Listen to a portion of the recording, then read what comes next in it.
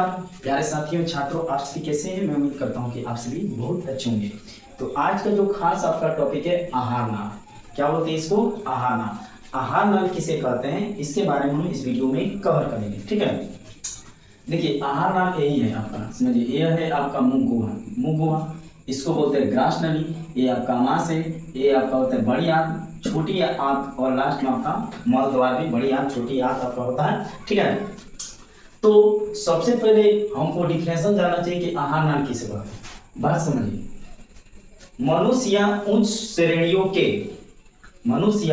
श्रेणियों के जंतुओं में पाचन के लिए विशेष प्रकार के अंग पाया जाता है या सम्मिलित अंग पाया जाता है, उसी को हम लोग क्या बोलते हैं? आहार नाल।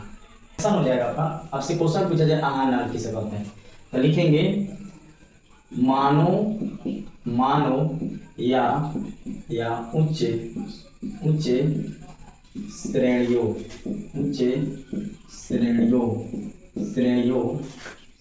के जंतुओं में, क्या चीज बाबू? जंतुओं में एक विशेष, क्या लिखेंगे? विशेष प्रकार का अंग पाया जाता है,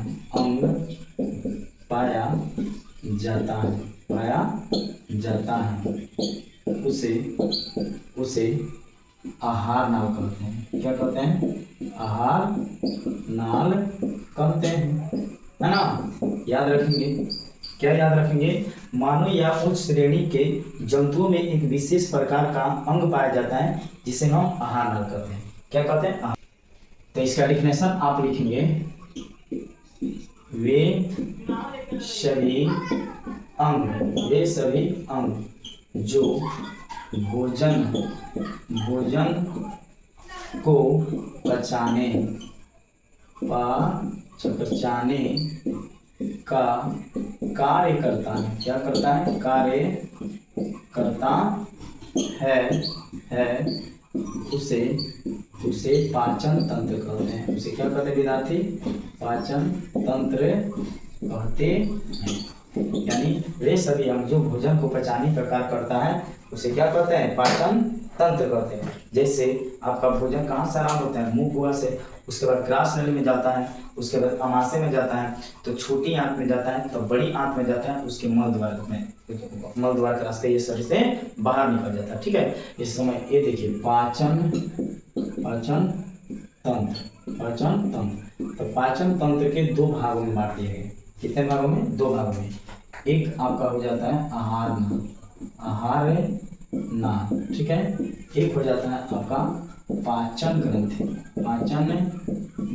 समझिए पाचन ग्रंथि। तो देखिए आहार नाल क्या होता है?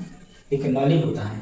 भोजन जो भोजन का पचना कहाँ से शुरू होता है? मुख गुहा से। कहाँ से होता है? मुख गुहा से। तो एक में आपका हो जाएगा मुख गुहा, उसके बाद चल जाता है आपका ग्रास नली में।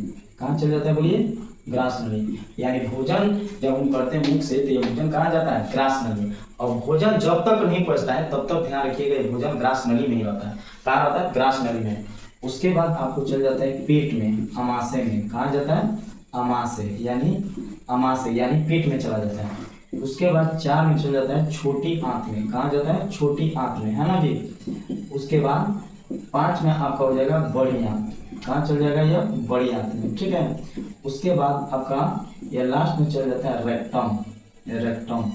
रेक्टम यानी भोजन यानी मल द्वार। यह मल द्वार के रास्ते शरीर से बाहर निकल जाता है। लेकिन इसी के दौरान पाचन जो ग्रंथि होते हैं, पाचक यानी एंजाइम का ये काम करता है, भोजन को पचाने का कार्य करता है। तो आप पढ़े होंगे लार ग्रंथि। क्या हो जाएगा आपका? एक में लार ग्रंथि, है ना। 2 में आपका जठर ग्रंथि। इसी से HCl अम्ल निकलता है। कौन सा अम्ल? HCl अम्ल निकलता है, ठीक है।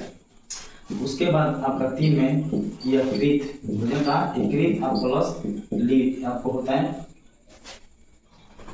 4 में 3 में आपका हो जाएगा यकृत प्लस पित्ताशय। क्या चीज? पित्ताशय। पित्ताशय क्या होता है?